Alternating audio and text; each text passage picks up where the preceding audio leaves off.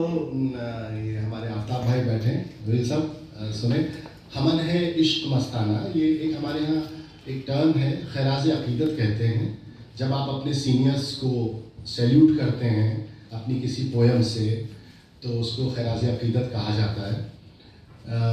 तो ये कबीर का बड़ा मशहूर खड़ी बोली की गज़ल कही जाती है, हमन है इश्क मस्ताना, हमन को होशियारी क्या, रहे आज़ाद जग में हमन दुनिया से यारी क्या। इस पर पहला मिसरा जो है, पहली पंक्ति कबीर की है और कुछ शेर मैंने कहने की कोशिश की है, तो वो मैं सुनाता हूँ कि हमन है इश्क मस्ताना, हमन को होशियारी क्या। हमन है इश्क मस्ताना, हमन को होशियारी क्या, गुजारी होशियारी से जवानी फिर गुजारी क्या। गुजारी होशियारी से जवानी फिर गुजारी क्या, धुएं की उम्र कितनी है, घुमड़ना और खो जाना। धुएं की उम्र कितनी है, घुमड़ना और खो जाना, यही सच्चाई है प्यारे हमारी क्या तुम्हारी क्या। यही सच्चाई है प्यारे हमारी क्या तुम्हारी क्या, उतर जाए है छाती में जिगरवा काट डाले है। वाह क्या बात है। उतर जाए है छाती में जिगरवा काट डाले है, मुई तन्हाई ऐसी है छुरी बर्छी कटारी क्या। वाह वाह क्या बात है, तन्हाई ऐसी है बहुत सुंदर।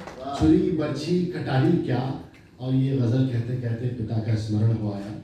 एक लफ्ज़ है अज़्म, जो श्रेष्ठता के लिए प्रयुक्त होता है, तो पिता के लिए इसमें एक शेर है। उतर जाए है छाती में जिगरवा काट डाले है, मुई तन्हाई ऐसी है छुरी बर्छी कटारी क्या, तुम्हारे अज़्म की खुशबू लहू के साथ बहती है।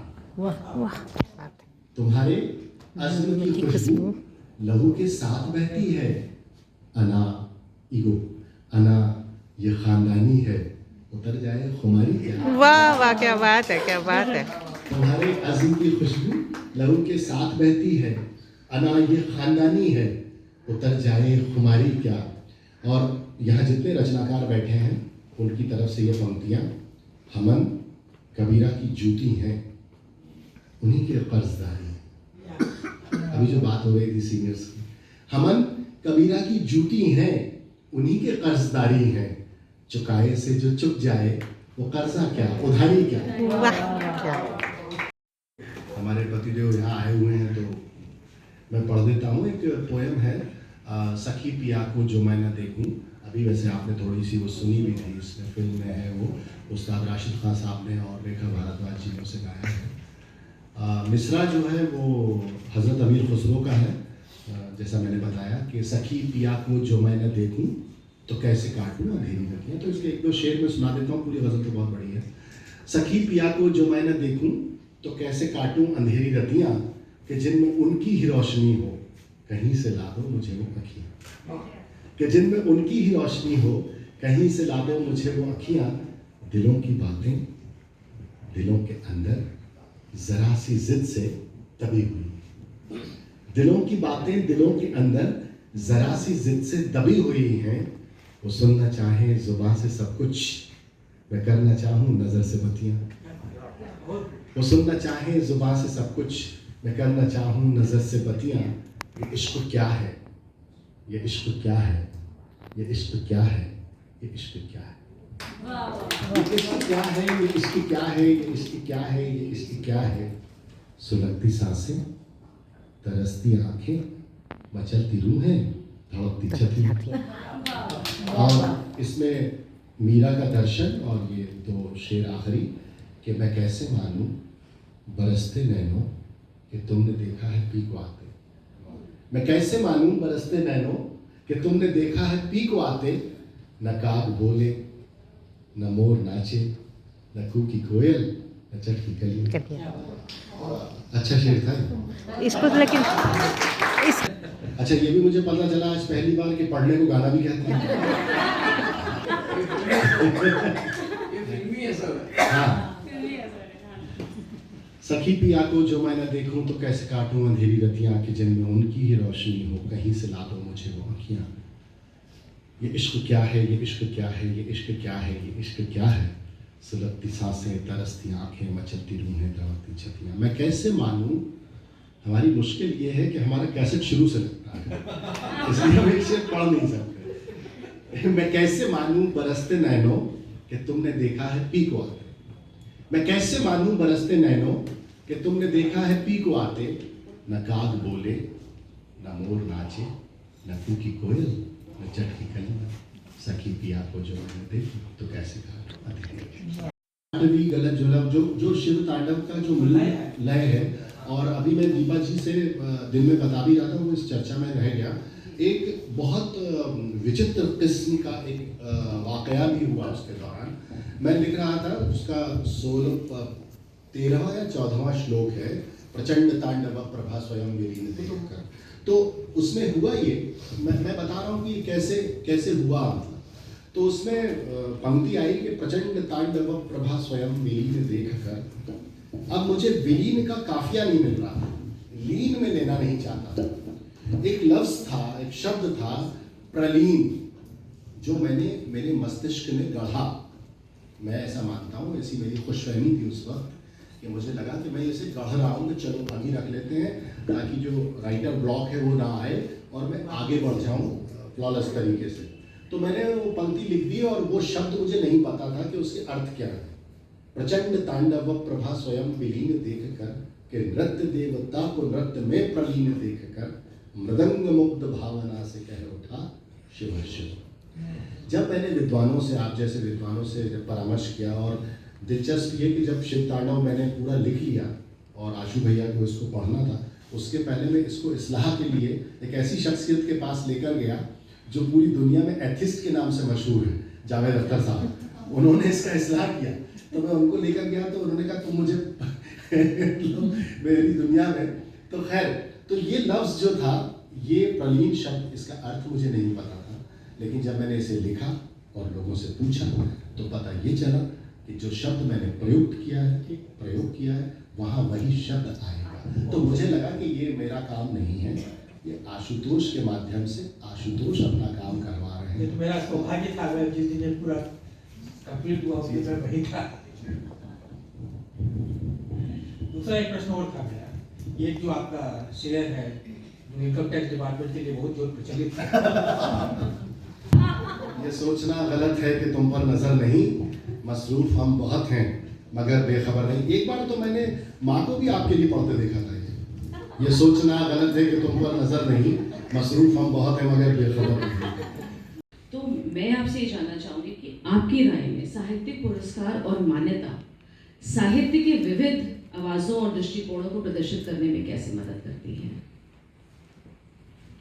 मुझे वही बात कहनी है जो हर समझदार आदमी कहता है, चुनौती होती है, क्योंकि आपको उन लोगों को सही साबित करना होता है जिन्होंने आपका चयन किया है, और वो बहुत मान्य लोग होते हैं। मेरी खुशकिस्मती ये रही कि मुझे जितने भी अवार्ड्स मिले, चाहे वो हाउस ऑफ कॉमन्स का हो, चाहे वो पुष्किन अवार्ड हो, साहित्य अकेडमी हो, इनकी जूरी के जो लोग थे वो बहुत बड़े लोग थे। प्रोफेसर नामवर सिंह जी हों या कन्हैयालाल नंदन जी हों, इस तरह के नाम थे।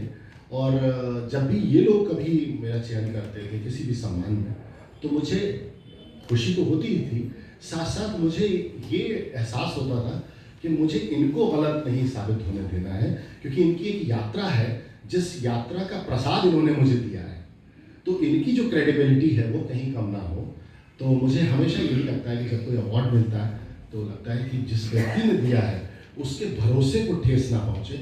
इसलिए मैं जब भी फिल्म में भी लिखता हूँ तो मैं बहुत कॉन्शियस रहता हूँ कि कोई के ऐसा गीत ना हो।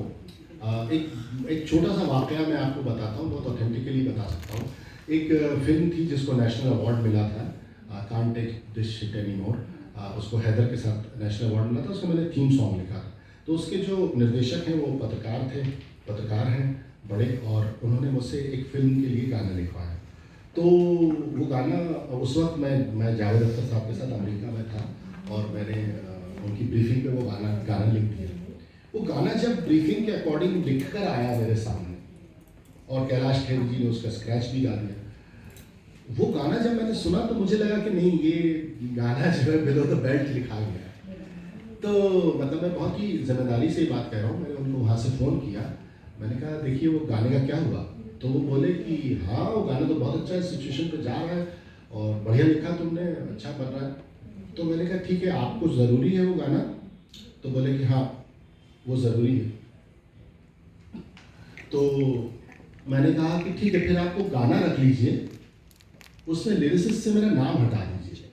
तो बोले कि नहीं नहीं नहीं, ऐसा कैसे हो सकता है? तो मैंने कहा कि नहीं, वो इस तरह से फिल्म में भी काम नहीं आना चाहिए, क्योंकि मेरा अपना भी एक बैकग्राउंड है। तो मैं चाहता हूँ, आपकी ज़रूरत है, आप गाना रखिए। एक फिल्म को हमारी नेशनल अवार्ड मिल चुका है, हम खुश हैं, तृप्त हैं, आप ये गाना हटा दीजिए, और गाना रखना है तो फिर नाम मत रखिए। तो देखिए, खुशकिस्मती ऐसी ऊपर वाले ने सुना कि जब वो फिल्म इरोस पर गई और उसका ड्यूरेशन कम किया, तो सबसे पहले मेरा गाना उठाया। वो बीच से कोई मसला नहीं है, अब मुझे उस संवेदना तक लाना पड़ेगा, मुझको भी और आपको भी। घर की बुनियादें दीवारें दामोदर थे बाबूजी, सबको बांधे रखने वाला खास हुनर थे बाबूजी। अब तो सूने माथे पर कोरेपन की चादर है, अब तो सूने माथे पर कोरेपन की चादर है। अम्मा जी की सारी सज धज सब जेवर थे बाबूजी।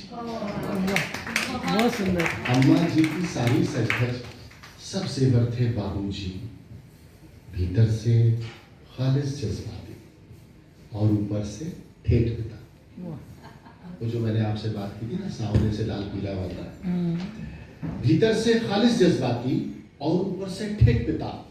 अलग, अनूठा, अनबूझा सा एक तेवर थे बाबूजी। अलग, अनूठा, अनबूझा सा एक तेवर थे बाबूजी। उनकी ही आवाज हमें हर सुबह जगाया करती थी। उनकी ही आवाज हमें हर सुबह जगाया करती थी। सारे घर का अनुशासन थे, सारा घर थे बाबूजी। सारे घर का अनुशासन थे, सारा घर थे बाबूजी। कभी बड़ा सा हाथ खर्च थे, पॉकेट मनी। कभी बड़ा सा हाथ खर्च थे, कभी हथेली की सूजन। कभी बड़ा सा हाथ खर्च थे, आपको इमोशनल नहीं होना है। कभी बड़ा सा हाथ खर्च थे, कभी हथेली की सूजन। मेरे मन का आधा साहस, आधा डर थे बाबू। बहुत सुंदर। धूप हुई तो आंचल बनकर कोने कोने छाई अम्मा। धूप हुई तो आंचल बनकर कोने कोने छाई अम्मा। सारे घर का शोर शराबा, सूनापन, तन्हाई अम्मा। उसने खुद को खोकर मुझ में एक नया आकार दिया है। पंच तत्वों की बात कही गई है शास्त्रों में। उसने खुद को खोकर, मुझे लगता है कि एक तत्व जो है वो हमारे शास्त्रों में भी मिसिंग है, मेरी डिबेट है, और अगर वो मैंने सही वहां तक पहुंचाया तो आप मुझे बताइए। धूप हुई तो आंचल बनकर कोने कोने छाई अम्मा। सारे घर का शोर शराबा, सूनापन, तन्हाई अम्मा। उसने खुद को खोकर मुझ में एक नया आकार लिया है। उसने खुद को खोकर मुझ में एक नया आकार लिया है। धरती, अंबर, आग, हवा, जल जैसी ही सच्चाई क्या नहीं करना है। तो मुझे जब कभी पूछा जाता है, अक्सर पूछते हैं लोग, तो मैं हमेशा कहता हूँ कि मैं लिख अच्छा सकता हूँ, दिख अच्छा सकता हूँ या नहीं मुझे नहीं पता, लिख अच्छा सकता हूँ, तो मैं लिख सकता हूँ अच्छा। तो मेरे फिल्मों के लोग कहते हैं कैरेक्टर है OTT में ऐसा कर दो, तो मैं कहा भैया इस कैरेक्टर को लिखवा लो मुझसे, मुझे दिखवाओ मत, तो उसके अंदर लिखवा लो, तो आपको पता होता है कि आपके अंदर क्या है। मैं गीत के वातावरण में पला, मेरे घर में गीतकार थे, मेरे भाई की तरह चौधरी निसार मालवी साहब, जो विदिशा की बहुत महज़्ज़ब फैमिली है, बहुत बड़ी फैमिली है, तो वो उर्दू के, उनको बचपन से मैंने अपने घर में आते जाते देखा। 40-45 बरस से राखी के संबंध रहे हमारे। उसके बाद फिर मेरे उस्ताद जो भोपाल में डॉक्टर बशीर बद्र साहब, गोविंद आर्य निषाद साहब, निदा फाजली साहब, 95 में मैं उनसे जुड़ा, और फिर निदा साहब, गुलजार साहब, ये सब लोग। तो मेरे आसपास एक साउंड जो था वो गज़ल का साउंड था। ऊपर से दुष्यंत कुमार से हम लोग बहुत, हमारी उम्र के जितने लड़के थे सब साहिर को पढ़ना, गालिब को, मीर गालिब तो खैर वो नर्सरी के कोर्स में आ जाते थे कि आपको इस स्कूल में दाखिला लेना है तो पहले इनको पढ़िए, तो वो पढ़ लिया। फिर उसके बाद भवानी भाई पढ़े, मैं गीत बेचता हूँ, और हमारे तमाम जितने जो छंद के कवि थे उनकी तरफ इसका जवाब मुझे भी नहीं मिला आज तक कि मैं अपने पढ़ने में या अपनी खुशी में छंद की तरफ क्यों आकर्षित हुआ। शायद वो मेरे अंदर का साउंड था जिसने मुझे, और या फिर मुझे आपके साथ बैठना था और ये बातें करनी थी, तो फिर तो मुझे लगा कि शायद यहाँ तक आने के लिए वो पूरा सफ़र तय करना है। तो ये, और मुझे अच्छा भी लगता है, मैं गज़लें बहुत पढ़ता हूँ, मैं अपने क्लासिक्स को मैंने बहुत पढ़ा। अमीर खुसरो साहब को, जो आपने अभी इसमें फिल्म में जो गज़ल है वो अमीर खुसरो की ज़मीन पर ही है। ज़ियाले मिस्कीन मुकुंदगा खुद दुराए नैना बनाए बतियाँ, किताब हिजरा नदार में जा न लेहू काहे लगाए छतियाँ, जो हमारे यहाँ पहली गज़ल तस्लीम की जाती है, पहली गज़ल मानी जाती है रेख्ता के नाम से, जहाँ से हुई। फिर कबीर हमन है इश्क मस्ताना, हमन को होशियारी क्या, रहे आज़ाद या जग में हमन दुनिया से यारी क्या। तो ये खड़ी बोली की हमारी पहली गज़ल के तौर पे इसको माना जाता है। तो ये सब चीज़ें हमने पढ़ी, तो शायद वो ज़मीन बन गई कि हाँ यहाँ से ये रनवे है और यहाँ से अपने प्लान को टेक ऑफ करना है, शायद ये रहा होगा। मैं आपसे ये जानना चाहूँगी कि उन लोगों के संग काम करके आपका तजुर्बा कैसा रहा, क्या सीखा आपने, और कुछ ऐसी कोई अनमोल यादें हो जो आप हमारे संग साझा करना चाहें? हम आकाश में अनगिनत तारे देखते हैं, ये तारे सब लुप्त हो जाते हैं दिन में, क्योंकि सूर्य आ जाता है, तारे अपनी जगह रहते हैं। मुझे लगता है कि जब आप रचनात्मक सूर्यों के साथ रहते हैं तो आपकी रोशनी खत्म ज़रूर हो जाती है, लेकिन जब कभी वो आपको अवसर देते हैं सूर्य की तरह, जब कभी वो अपना समय और स्थान छोड़ते हैं तो फिर आप दमकते हैं। तो ये जो है, ये एक जब भी आप किसी बड़ी शख्सियत के साथ रहते हैं, आपका जो आलोकित होना है वो कहीं ना कहीं उनके अवदान पर, उनके सिखाए हुए काम पर बहुत निर्भर करता है। मेरी गज़ल है, धड़कते सांस लेते रुकते चलते मैंने देखा है, धड़कते सांस लेते रुकते चलते मैंने देखा है, कोई तो है जिसे अपने में पलते मैंने देखा है। और उसमें शेर है जो मैंने अपने सीनियर्स के लिए कहा है, अपने बड़ों के लिए कहा है कि मुझे मालूम है उनकी दुआएं साथ चलती हैं, मुझे मालूम है उनकी दुआएं साथ चलती हैं, सफ़र की मुश्किलों को हाथ मलते मैंने देखा है। तो जो सफ़र की मुश्किलें हैं वो बहुत आसान हो जाती हैं जब आप किसी बड़े सायादार दरख्त के साए में अपनी यात्रा को करते हैं, तो सफ़र की मुश्किलें कम होती हैं।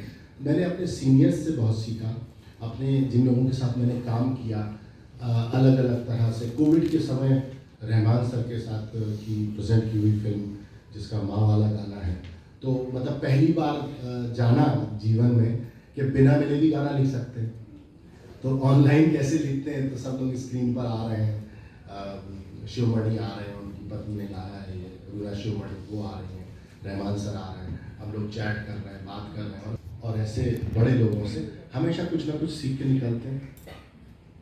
अनुज जी, आपसे बातें तो बहुत करनी है, लेकिन समय की सीमा में बंधे हुए हैं हम। अनंदिता आपको इशारा भी करने वाली है।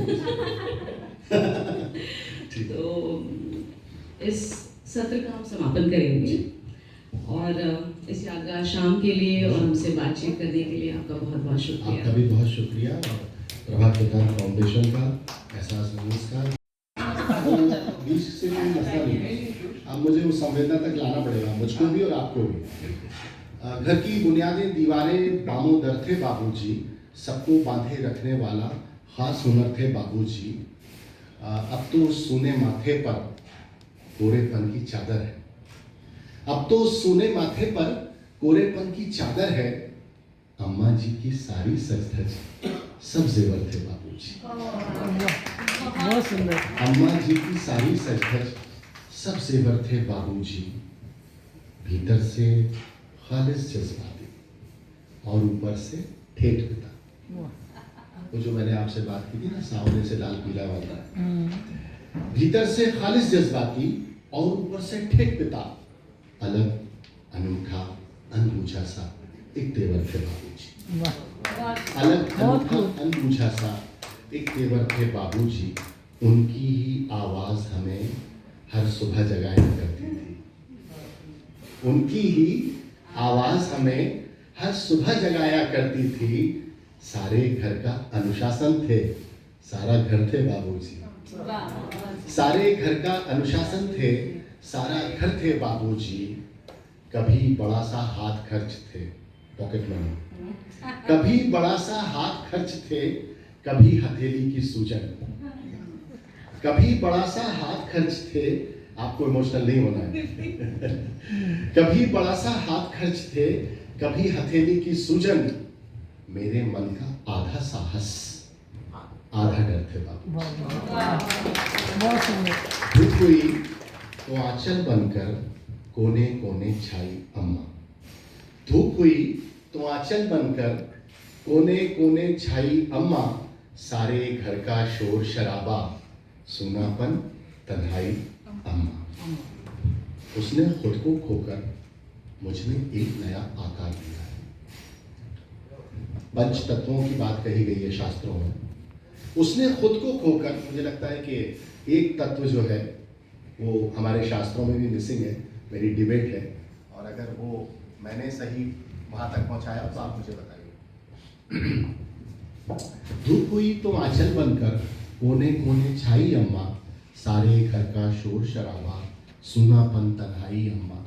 उसने खुद को खोकर मुझ में एक नया आकार लिया है। उसने खुद को खोकर मुझ में एक नया आकार लिया है।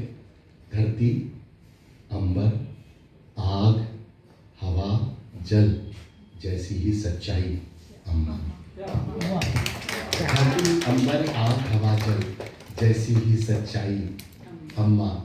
सारे रिश्ते, ऑल रिलेशंस, सारे रिश्ते जेठ दोपहरी, गर्म हवा, आतिश, अंगारे।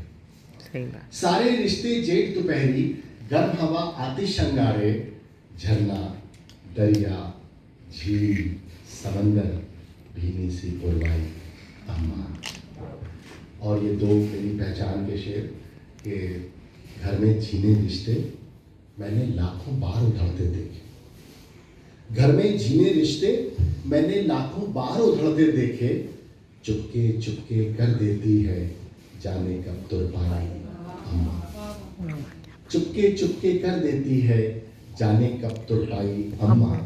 बाबूजी गुजरे, आपस में सब चीजें तकसीम हुई, तब बंटवारा हो गया। बाबूजी गुजरे, आपस में सब चीजें तकसीम हुई, तब मैं घर में सबसे छोटा था, मेरे हिस्से आई अम्मा।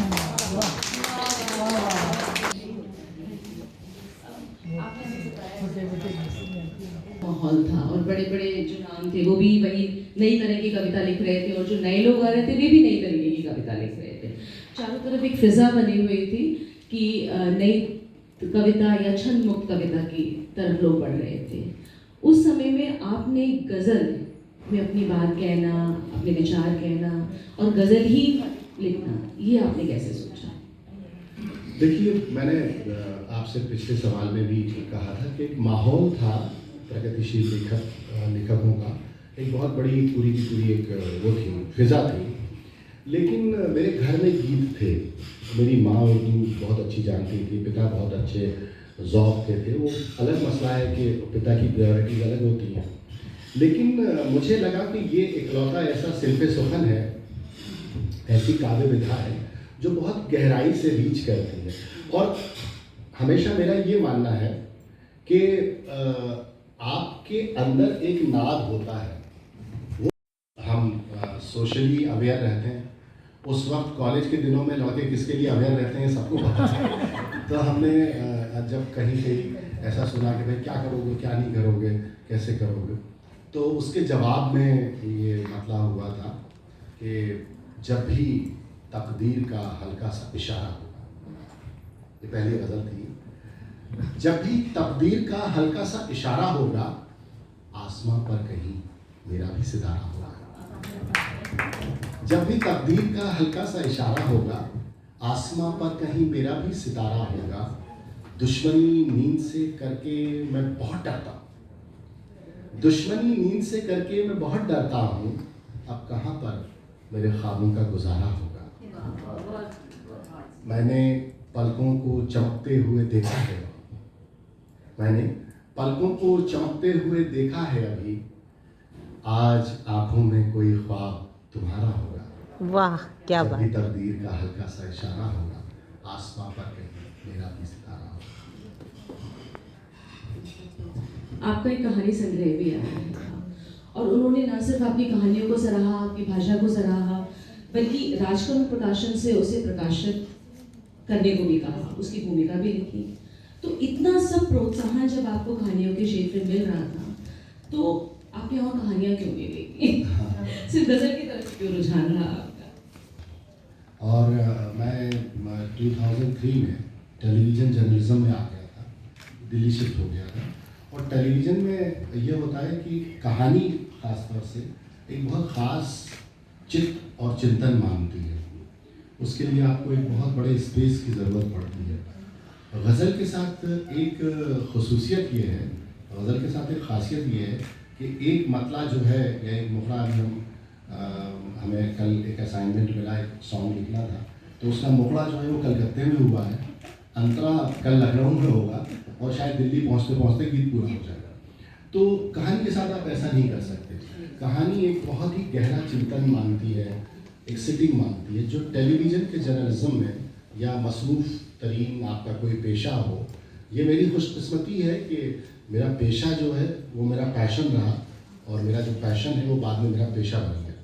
लेकिन वहाँ के बाद थोड़ी सी हिम्मत नहीं पड़ी और ये कहानियाँ भी जो थीं, जो बाद में साहित्यिक कहानियों के तौर पे जानी गई, ये जब मैं 95 से 2000 के बीच जब बॉम्बे में स्ट्रगल कर रहा था गीतकार के लिए और लेखक के लिए, तो एक सीरियल आया करता था जी पर, जिसमें शॉर्ट स्टोरीज आती थी।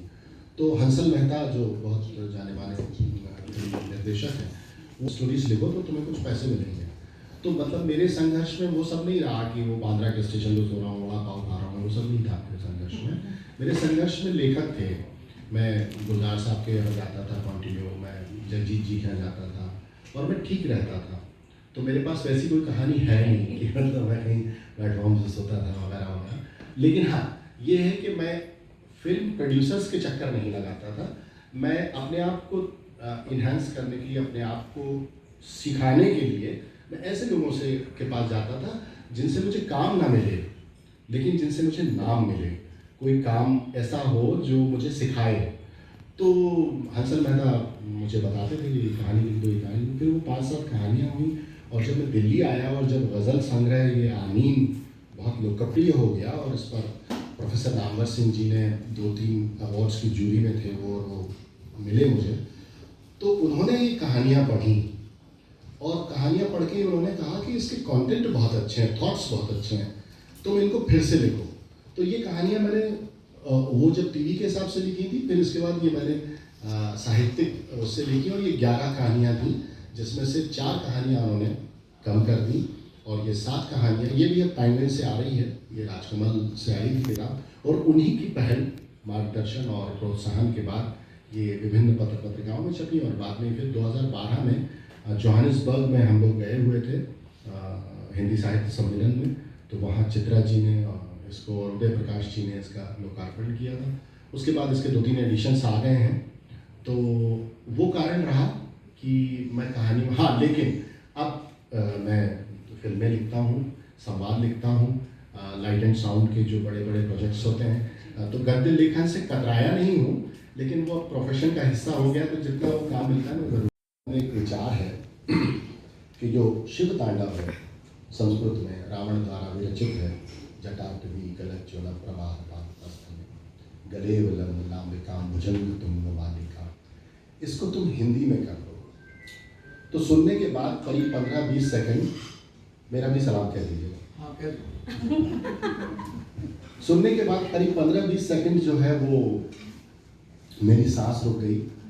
मैंने कहा जो शिव तांडव संस्कृत में इतना कठिन और मुश्किल है, हमारे कोलकाता की बहुत साहित्यिक पहचान है सुरेश जी, उन्होंने भी उसका हिंदी में अनुवाद किया अपनी पुस्तक में।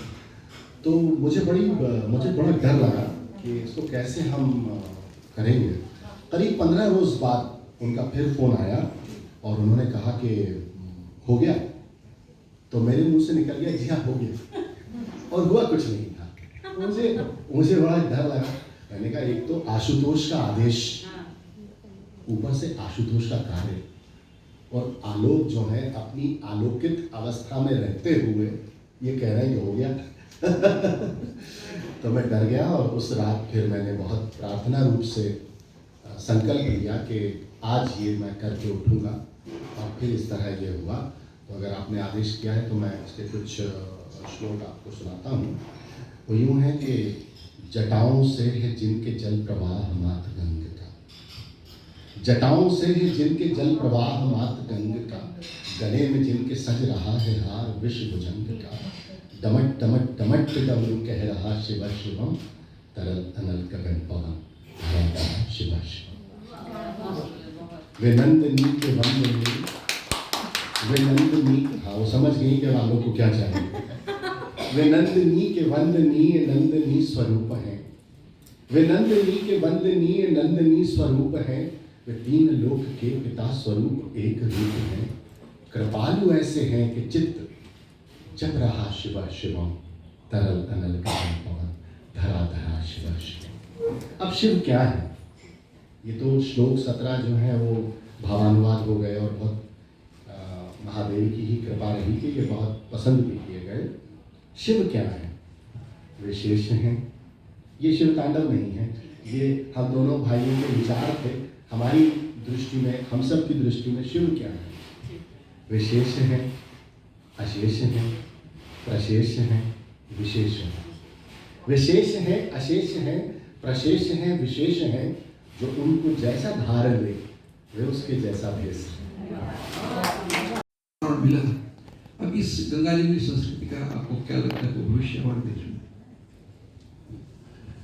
देखिए क्या है, इस मुल्क का जो डीएनए है, बेसिक डीएनए जो है वो वही है जो मैं कह रहा हूँ आपसे।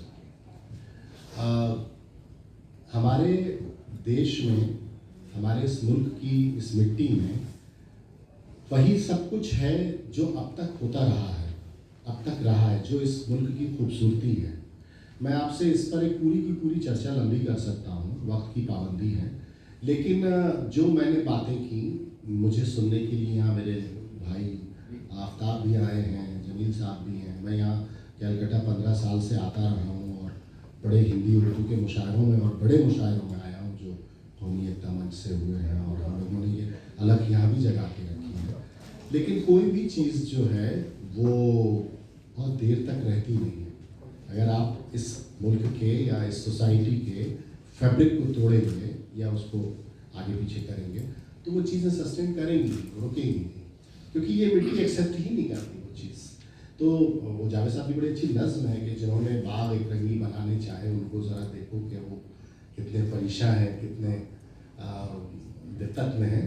तो यही हाल है। हम अपने ही पड़ोस में अगर झाँक लें तो अगर वो उस एक रंग में चले गए तो उस रंग के अंदर अब कितने सारे रंग उनको परेशान और तंग कर रहे हैं वो आपको समझ में आना चाहिए। और मुझे लगता है कि इस मुल्क में जो यहाँ की तहजीब है उसको समझती है और बहुत सारे लोग समझते हैं। के ऊपर ये हुआ है कि घर की बुनियादी दीवारें बामोदर थे बाबूजी, घर की बुनियादी दीवारें बामोदर थे बाबूजी, सबको बांधे रखने वाला खास हुनर थे बाबूजी, सबको बांधे रखने वाला खास हुनर थे बाबूजी। 3 महल्लों में उन जैसी काठी का कोई न था। हमारे शास्त्रों में 3 लोगों की बात कही गई। 3 महल्लों में उन जैसी कद काठी का कोई न था। अच्छे खासे ऊंचे पूरे कद्दावर थे बाबूजी, अच्छे खासे ऊंचे पूरे कद्दावर थे बाबूजी। और जिन्होंने अपने पिता को पहले जाते देखा हो वो इस शेर की संवेदना तक जरूर पहुंचेंगे। अब तो उस सूने माथे पर कोड़ेपन की चादर, अब तो उस सूने माथे पर कोरेपन की, इसमें बैकग्राउंड की जरूरत थी नहीं है। अब तो उस सूने माथे पर मेरी एक गुजारिश है आपसे कि अगर फोन अपने, मैं 1 मिनट ब्रेक ले लेता हूँ, दीपा जी भी ले लेती हूँ। करते थे, अरे कहाँ यार तुम रिश्ते विश्ते लेके बैठ गए, देखो दुनिया में आग लगी हुई है। तो मैं ये कहता था कि मैं बचपन में अपनी माँ के साथ ना वहाँ जाया करता था, गायत्री शक्तिपीठ में। तो वहाँ मैं एक श्लोक सुनता था और एक उनका वाक्य सुनता था कि हम बदलेंगे जग बदलेगा। वो मेरे दिमाग में बहुत बैठा हुआ था। तो मैंने उनसे वही आंसर किया कि देखो, मैं समाज को बदल दूँ ये मेरे बस की बात नहीं है, लेकिन मैं अपने आप को बदल सकता हूँ, ये मेरे बस की बात है। तो मैंने कहा पहले मैं अपनी फैमिली से शुरू करूँगा कि रिश्तों के ताने बाने क्या हैं, रिश्तों की अपनी माँ क्या है, पिता का अपना क्या महत्व है, भाई क्या है, हमारा पूरा जो फैब्रिकेशन है वो क्या है, हमारा सोशल फैब्रिकेशन क्या है, हमारा फैमिली का बैकग्राउंड क्या है। जब तक ये नहीं समृद्ध होगा, मुझे नहीं लगता कि हम बाहर जाके समाज में जाके कुछ अच्छा करेंगे, क्योंकि हमारी पहली पाठशाला तो हमारा घर ही है। तो इस वजह से मैंने रिश्तों पर लिखना शुरू किया। और देखिए आज ये हुआ कि उस वक्त मुझे 30 बरस पहले, 25 बरस पहले ताने सुनने को मिलते थे। अब अनिंदिता जी जो है मुझे कोलकाता बुला रही हैं और वही सब सुन रही हैं।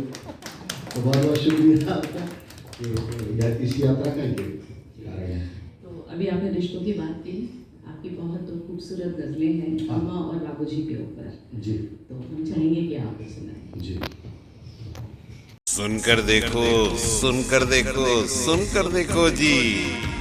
ममता राहुल मोदी बोले, लिखे जितेंद्र जी।